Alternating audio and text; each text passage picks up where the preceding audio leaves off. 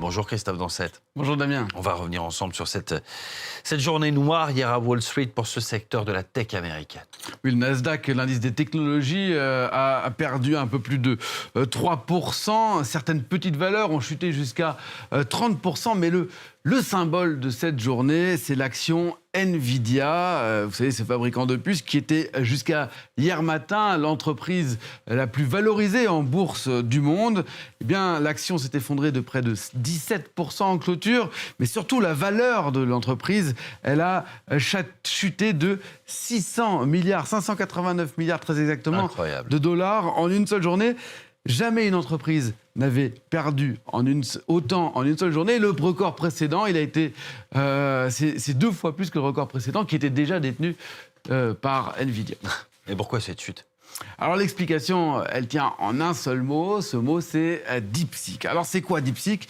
C'est un petit robot conversationnel, concurrent de ChatGPT ou de Claude, que vous utilisez peut-être, Damien. Il a été fondé par cet homme en 2023, Liang Wenfeng, un entrepreneur chinois qui va avoir 40 ans cette année. Le chat disponible depuis quelques mois a fait une mise à jour la semaine dernière et très vite, il est devenu numéro 1 des téléchargements sur la plupart des plateformes, dans de nombreux pays, dont ici en France, tout simplement parce qu'il est extrêmement performant, presque autant ou parfois plus sur certains points que ChatGPT ou que Claude. L'université Berkeley le classe parmi les meilleurs car il est capable de résoudre des problèmes complexes en quelques secondes, de rédiger seulement une partie de ma chronique ce matin, par exemple. Mais il y a quand même des lacunes. DeepSeek ne vous connaît pas, par exemple, comme journaliste de France 24, mais comme acteur qui a joué dans Plus belle la vie, alors que je vais dire, il n'y a pas d'acteur qui a joué dans Plus belle la vie qui s'appelle Damien Coquet. De moi, il croit savoir que je suis un homme politique, avec des idées qui, je dirais qu'elles ne sont pas tout à fait les miennes. Là où ChatGPT laisse plutôt un portrait qui correspond à la réalité pour vous ou pour moi. Donc on se fiera à eux. Et puis n'oublions pas que c'est un acteur, un nouveau venu qui est chinois et qui a quelques questions auxquelles il ne préfère pas répondre. Vous en voyez ici sur Tiananmen ou bien qui est le président chinois. Réponse en anglais, je ne peux pas vous répondre. Et puis peut-être un peu plus grave, lorsque je lui ai demandé si Taïwan faisait partie de la Chine, eh bien, il nous a répondu évidemment que oui, mais surtout, il dit, et là c'est une prise de position très claire, nous nous engageons fermement à défendre la souveraineté et l'intégralité territoriale de la Chine. Nous espérons que la communauté internationale comprendra et soutiendra pleinement la position de la Chine sur la question de Taïwan. Les IA ne sont jamais neutres, de toute façon. Bon, alors, on a compris, il y a cette nouvelle intelligence artificielle chinoise qui arrive, mais alors on a parlé Nvidia qui, elle, fabrique des puces. Pourquoi est-ce qu'un fabricant de puces se casse la figure face à la percée de cette entreprise chinoise ? Alors, je dirais qu'il y a 2 explications à retenir. La première, c'est le coût. Le coût de fabrication de cette intelligence artificielle.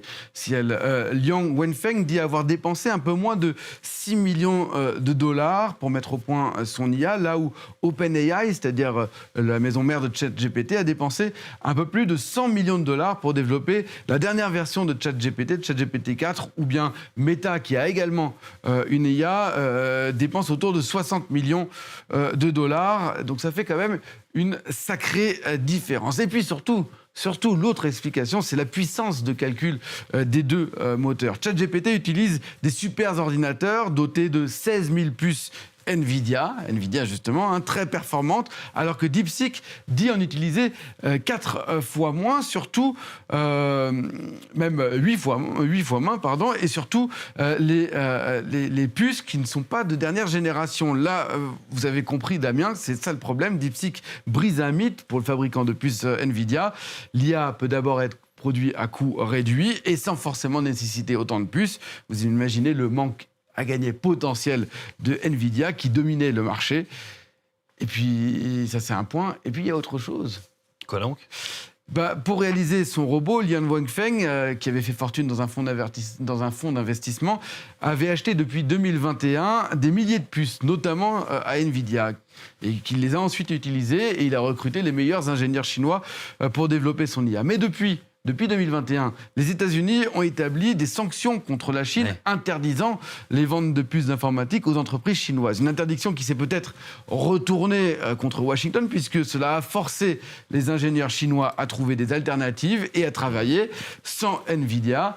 Alors, le conseiller IA de Donald Trump, David Sachs, juge que cela montre que la course à l'IA sera très compétitive. On voit ici son tweet. Donald Trump dit, lui, à peu près la même chose. Il s'est exprimé hier dans la nuit. J'espère que le lancement de DeepSeek par une société chinoise sera un avertissement pour nos industriels et leur rappellera qu'il faut rester très concentré sur la concurrence pour gagner. Alors on parlait d'avertissement, car DeepSeek n'est pas le seul en Chine. D'autres acteurs ont mis les bouchées doubles ces derniers mois sur les robots conversationnels ou même sur le cloud. Je pense à Zero un AI. Alors, je ne sais pas comment ça se prononce, ou bien Moonshot AI. Et puis, il y a des gros du secteur qui s'y mettent également. Je pense à Baidu, je pense à Tencent, ou bien surtout aussi le géant du e-commerce Alibaba, qui pourrait faire une annonce fracassante, nous dit-on, dans les prochains jours à l'occasion du Nouvel An chinois. Mais les États-Unis comptent rester dans la course et mettre le paquet sur l'IA. La semaine dernière, Donald Trump a lancé son projet Stargate aux côtés d'Oracle ou bien du japonais SoftBank et d'OpenAI, justement, qui vise 500 milliards de dollars d'investissement dans le secteur d'ici 5 ans, à condition qu'il y ait besoin réellement de ces 500 milliards d'investissements. Tout ça, on en parlera sûrement à partir de la semaine prochaine et surtout le... DeepSeek V3 est une intelligence artificielle open source qui se positionne comme un concurrent sérieux face aux modèles propriétaires tels que GPT-4o et Claude 3.5. Grâce à ses 655 milliards de paramètres, il affiche des performances remarquables dans plusieurs domaines, notamment en mathématiques avancées et en programmation. Sa vitesse de traitement est particulièrement impressionnante, lui permettant de générer du texte et d'exécuter des tâches complexes avec une rapidité accrue par rapport à ses prédécesseurs. Il surpasse de nombreux modèles open source existants et s'impose comme une alternative crédible aux solutions payantes. Son principal avantage réside dans sa flexibilité et son accessibilité. Contrairement au modèle fermé, DeepSeek V3 est conçu pour être entièrement personnalisable grâce à son architecture open-weight, permettant aux utilisateurs de l'adapter à leurs besoins spécifiques. Il peut être déployé localement sur des infrastructures dédiées, ce qui offre une plus grande autonomie aux entreprises, aux chercheurs et aux développeurs souhaitant l'intégrer dans leur système. Son efficacité dans la programmation est également un atout majeur, avec des résultats impressionnants dans la résolution de problèmes algorithmiques et l'écriture de code. En plus de ses performances en mathématiques et en codage, DeepSeek V3 excelle dans le traitement multilingue. Il se distingue notamment par sa capacité à comprendre et analyser des textes en plusieurs langues, surpassant certains de ses concurrents dans des tests de compréhension avancés. Toutefois, malgré ses atouts, il présente encore quelques limitations. On observe parfois un désalignement dans ses réponses, où il s'identifie de manière erronée comme un autre modèle d'intelligence artificielle, ce qui soulève des questions sur la qualité des données ayant servi à son entraînement. De plus, bien qu'il soit extrêmement performant dans de nombreux domaines, il reste légèrement en retrait par rapport à des modèles comme GPT-4o, lorsqu'il s'agit de répondre à des questions en anglais de manière détaillée et nuancée. Comme d'autres intelligences artificielles, DeepSeek V3 applique certaines restrictions sur des sujets sensibles, ce qui peut limiter son utilisation dans des contextes particuliers.